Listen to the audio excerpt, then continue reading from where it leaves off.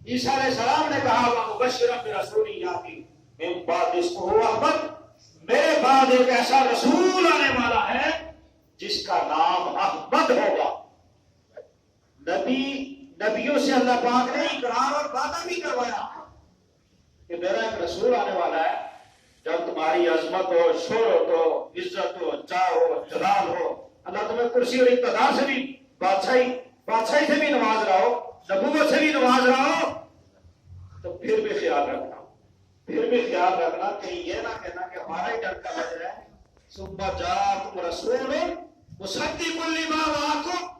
ان حالات میں بھی اگر میرا رسول آ جائے تم نے اپنی نبوت اور رسالت کو چھوڑ کر میرے مصطفیٰ کریم کے قدموں میں آ کر ان کا کلمہ پڑھنا، ان کے قدموں میں آ جانا ہے۔ تو رسول کی ضرورت تھی کیونکہ وہ مخصوص علاقوں کے لیے تھے۔ اب آقا علیہ السلام کے بارے میں اللہ جل مجدہ کریم نے ارشاد فرمایا میرا رسول صرف عراق والوں کا نہیں ہے، صرف ترکستان والوں کا نہیں، نہ افغانستان والوں کا ہے، نہ پاکستان والوں کا ہے، نہ ہندوستان والوں کا ہے۔ فرمایا میرے محبوب جہاں جہاں تک میری قدرت کا شاہکار انسان ہوگا، اے میرے محبوب وہاں وہاں تک تیری نبوت کا پرچار میں کرتا رہا۔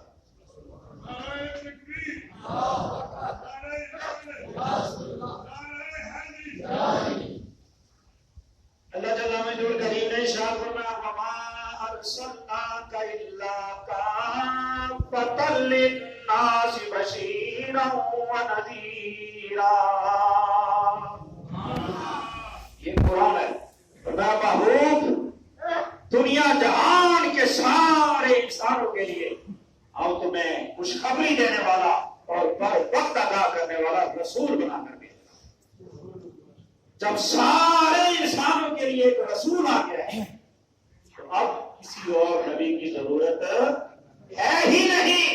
کہ کل کائنات کے لیے جب اللہ پاک نے رسول بھیج دیا ہے، کل کتاب کل کائنات کے لیے جب اللہ پاک نے نازل فرما دی ہے، بھیج دی ہے، تو اب کسی اور رسول کی نبی کی ضرورت نہیں ہے۔ تو سبحان جو رکھا حضرت پیر میرے ارشاد رحمۃ اللہ تعالیٰ علیہ، اللہ کے ولی اللہ جل مجدہ کریم نے سورہ فاتر میں ارشاد فرمایا ثم اورثنا الکتاب الذین اصطفینا من عبادنا ومنهم ظالم لنفسه ومنهم مقتصد ومنهم سابق بالخیرات، فرمایا ہم نے اپنی کتاب کا وارث اپنے نیک بندوں کو بنایا۔ توجہ، آپ نے اپنی کتاب کا وارث اپنے نیک بندوں کو بنایا، کتاب کا وارث نیک بندوں کو بنایا ہے۔ اب انگریزوں نے دیکھا کہ وہ کون سی چیز ہے جس سے مسلمان کمزور ہو سکتے ہیں۔ سب سے بنیادی چیز جو ان کو نظر آئی وہ یہ تھا کہ ان کا عقیدہ ختم نبوت ہے، حضور کو آخری نبی مانتے ہیں، اگر اس میں بگاڑ پیدا کرنے میں ہم کامیاب ہو گئے تو مسلمان کمزور ہو گئے۔ بھائی جس نبی کا جس کے اوپر قرآن نازل ہوا ہے، جس نبی کا دین ہمیں ملا ہے، ضابطۂ حیات ہے، وہ نبی نہیں رہا تو پھر یہ ساری چیزیں کس کام کی ہیں؟ انہوں نے پہلے یہ مرزا غلام احمد قادیانی محکمہ مال کے اندر کام کرنے والا ایک پٹواری تھا، اس کو انہوں نے خریدا، پھر اس سے وہ مناظرے کروانے لگے، جھوٹے مناظرے عیسائیوں کے ساتھ بھی، ان کو شکست دے رہا ہے، بہت اونچے درجے کا مسلمان ہے جی، اسلام پھیلا رہا ہے۔ پھر انہوں نے ایسٹ انڈیا کمپنی، بہت سارے انگریز جو انگریز تھے ظاہراً وہ اس کے پاس ہے اور اس کا کلمہ پڑھنے لگے، اس کو نبی ماننے لگے۔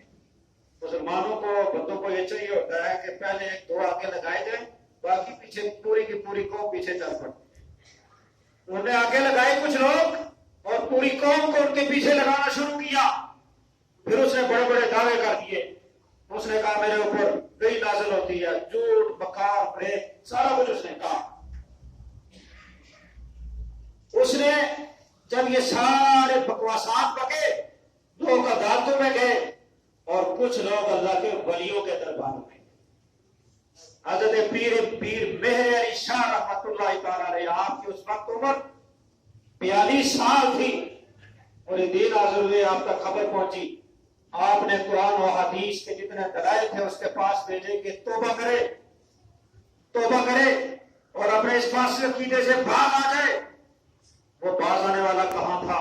جہاں پر انگریزوں کے پیسے چلتے ہیں وہاں پر عام مسلمان کی بات کہاں اثر کرتی ہے؟ اس نے کہا میرے مقابلے میں کوئی آئے، عربی میں تفسیر لکھے،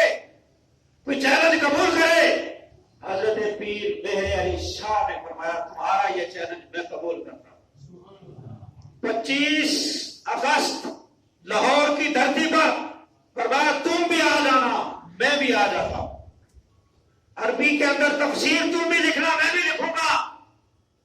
آپ وہاں پر پہنچے، آپ نے ایک اور اس کو آرڈر جاری کیا، فرمایا یہ لکھنے کی بات کو چھوڑو، عدالت ہو، جج ہو، اور وہاں پر تم بھی کاغذ اور پینسل رکھ دینا، مہر علی شاہ بھی اپنا کاغذ اور پینسل وہاں رکھے گا، جو سچا ہوگا اس کا قلم خود وہاں پر لکھے گا کہ آقا علیہ السلام اللہ کے آخری نبی۔ وہ کہاں آنے والا تھا، وہ نہ آیا، آپ نے انتظار فرمایا، وہ نہ آیا، آپ نے فرمایا خدا کی قسم اللہ کا فضل ہے کہ جو بندہ ختم نبوت کا کام کرتا ہے، جملہ اس لیے جو ختم نبوت کا کام کرتا ہے، رسول پاک صلی اللہ علیہ وسلم کا براہ راست ہاتھ اس کی پیٹھ پر ہوا کرتا ہے، حضور کا سہارا اسے ہوتا ہے۔ آپ نے فرمایا وہ جھوٹا تھا، دجال تھا، فریبی تھا، اگر اس دن وہ آ جاتا اور اگر یہ مطالبہ بھی کر دیتا کہ حضور کو آخری نبی تب مانوں گا کہ مہر علی شاہ مردے زندہ کرے، مہر علی شاہ مردے زندہ کرے، تو اللہ کے فضل سے مہر علی شاہ اس دن مردوں کو بھی زندہ کر کے دکھا دیتا کہ حضور کا غلام ہے اور حضور کو خاتم النبیین ماننے والا ہے۔ میں آخری بات ختم نبوت کے عقیدے کے حوالے سے ایک بات، ایک خطیب کی بات ہے، یہ کوئی دلیل نہیں، ویسے ایک مزے کی بات، وہ یہ کہ مرزا غلام احمد قادیانی ایک کانا انسان تھا، باتھ روم کے اندر اس کی موت ہوئی ہے، گندا اور غلیظ قسم کا ایک انسان، اور اللہ کے جتنے بھی پیغمبر ہوئے ہیں وہ خوبصورت ترین لوگ ہوئے، کیونکہ اگر نبی سے بدبو آ رہی ہو تو لوگ یہ قیامت کے دن کہہ سکتے تھے ان سے تو بدبو آ رہی تھی، ہم ان کے پاس کیسے بیٹھ سکتے تھے، ان کا خوبصورتی نہیں تھی، ان کے جسم میں اس طرح کی بیماری تھی، بدبو وغیرہ وغیرہ، تو وہ کہہ سکتے تھے۔ تو اللہ کے نبی نفیس ترین، خوبصورت ترین، کامل ترین اور اکبر ترین سارے پیغمبر ہوئے، یہ کہاں تھا؟ ہم ایک بار سوانی میں ختم نبوت کانفرنس چل رہی تھی، اور پنجاب سے سید شبیر حسین شاہ آبادی صاحب وہ بھی تقریر کرنے کے لیے آئے، تو انہوں نے کہا آیتیں تو علماء نے پڑھی ہیں، حدیثیں بھی آپ نے سن لی ہیں، میں ایک بات آپ کی نظر کرنا چاہتا ہوں۔ اس نے کہا، علامہ حافظ آبادی نے کہا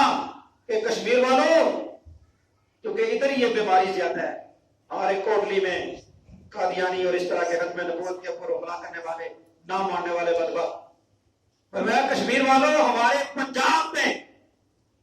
ایک آنکھ والا اگر ٹرک چلے تو ہم اس کا چلان کر دیتے ہیں۔ چٹکلے کی بات تھی لیکن بڑی بات کو سمجھا گیا۔ اس نے کہا کہ ہمارے پنجاب میں ایک آنکھ والے ٹرک کو نہیں چلنے دیتے، اس کا چلان کر دیتے ہیں۔